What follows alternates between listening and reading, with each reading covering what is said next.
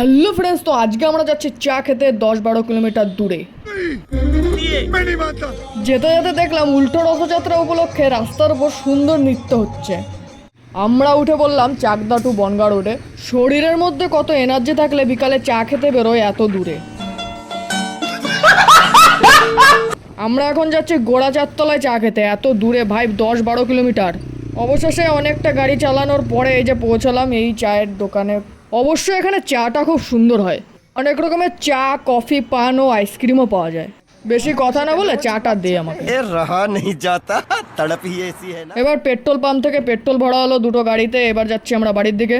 বাড়ি যাওয়ার সময় জগন্নাথ দেবের দর্শন পাওয়া গেল, আর এখানে ছোট করে মেলাও বসেছে। এর মেলাটা নাকি অনেকটা ভেতরে আছে, এটা বিষ্ণুপুর।